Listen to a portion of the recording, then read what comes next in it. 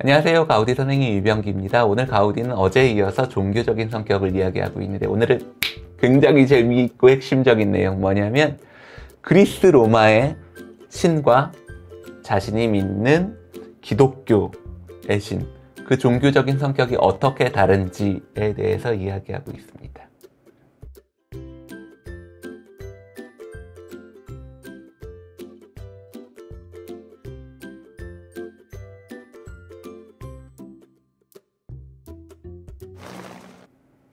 네, 앞서 종교적인 성격을 이야기하고 있었는데 이 성격이 건축적으로 어떻게 이해되고 건축에 어떻게 적용될 수 있는가를 따져볼 수 있는 내용이라고 할 수도 있겠죠.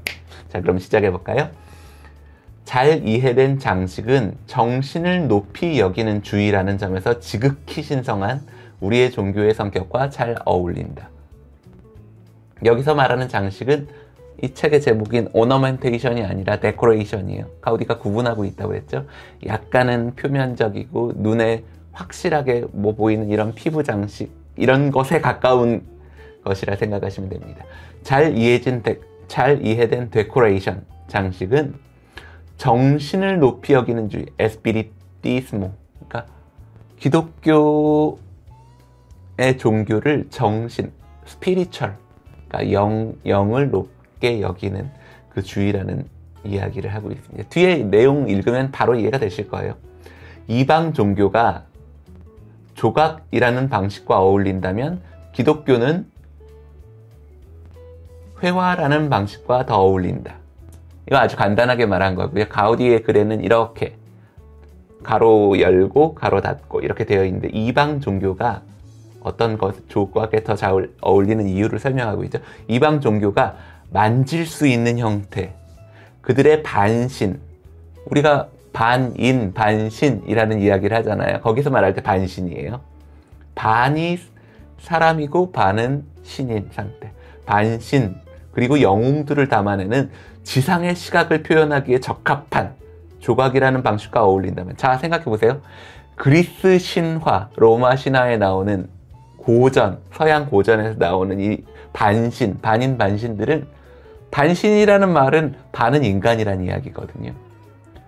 그리고 영웅들은 실은 인간인데 막 헤라클레스 같은 사람은 막 그 근육질, 이런 힘, 이런 걸로 막 신과도 다툴 정도잖아요.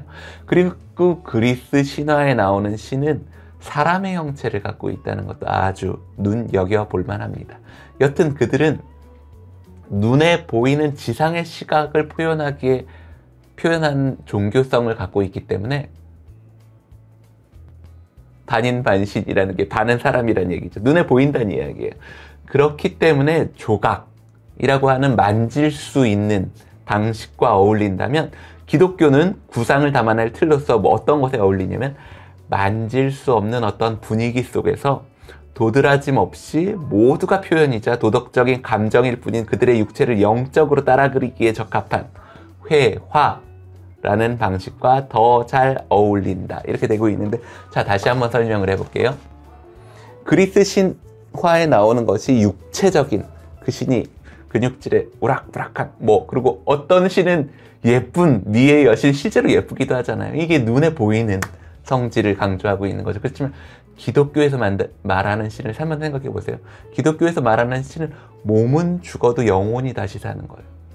몸이 죽는 것을 위해서 먹거나 입을 것에 매달리지 말고 영적인 세계를 바라봐라. 네가 죽고 나면 영적인 세계가 열리고 몸은 죽고 내 안에 있는 속사람이 사는 게 기독교 정신이죠. 그 정신에서 이 겉의 몸은 그닥 중요한 게 아니에요. 가우디가 말년에 가우디 1928이라고 제가 번역한 책에도 나오는데, 가우디가 말년에 낮 시간에 점심으로 말린 토스트 2장 먹고 뱉었다고 그래요. 말린 토스트 2장. 왜냐하면 몸이 약하면 약할수록 그 몸의 주인이, 몸이 자신을 주장하지 않고 영혼이 그 몸을 주장한다는 그런 생각이 있어서 금식을 하는 겁니다. 그렇죠?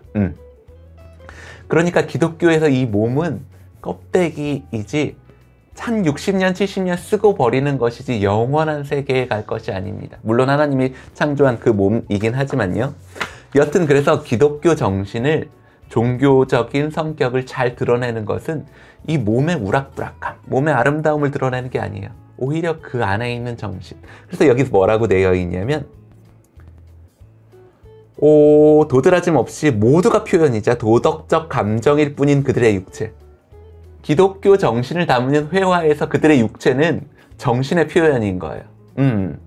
그러니까 만질 수 없는 어떤 분위기 속에, 신령한 분위기 속에서 그려진 그 육체 안에 있는 도덕적 감정을 드러내는 것일 뿐인 그들의 육체, 이것을 드러내기에는 조각이 아니라 회화라는 것이 훨씬 더 적합하다는 생각을 하고 있어요. 이거 재미있는 이야기죠. 그러니까 우리가 어떤 종교, 예를 들면 그리스 로마의 신전, 그리고 기독교의 신전이라는 건 상당히 다를 수 있습니다.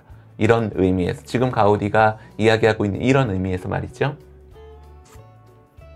재미있는 이야기를 하나 했고, 여하튼 가우디는 이방 종교, 분명히 그리스 로마를 이야기하는 것이고, 이방 종교가 조각이라는 방식과 더 어울린다면 기독교는 구상을 담아낼 틀로서 회화라는 방식에 더 어울린다라고 하는, 오늘 아주 굉장히 인터레스팅, 아주 흥미롭기 그지없는 이런 이야기를 남기고 있습니다.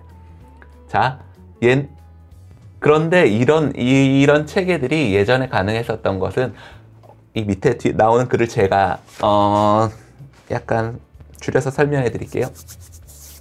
이런 예술적인 방식이 가능했었던 것은 언젠가는 자기도 예술의 비밀을 깨달아서 장인, 마에스트로가 되고 싶어 했던 수많은 도제들이 있어서 만들어낼 수 있었던 체계였다는 것을 강조하고 있습니다. 중세시대에는 도제라는, 선생님 밑에서 이렇게 일하면서 배우는 거죠. 그죠? 마에스트로고 나는 그 밑에 있는 도제죠, 말 그대로. 그 밑에서 배우는 거예요. 문화에서. 그치만 계몽주의 이후에 대학, 아카데미가 생기고 나면 어떻게 되냐면, 학생들은 그 아카데미에서 배우는 사실 그 교육이라는 어떤 서비스의 소비자예요. 그래서 도제식의 이런 교육은 이제 어느 정도 많이 그것이 약해진다고 볼 수 있습니다. 그러다 보면 이 학생들, 우리 그냥 흔한 말로 시다바리 하는 사람들을 공짜로 쓸 수가 없는 거죠. 그리고 그런 상태에서 그런 예술의 단계를 이만큼 끌어올리기가 상당히 어렵다는 것입니다. 가우디가 오늘 이야기하고 있는 바는, 이전에 우리가 종교적인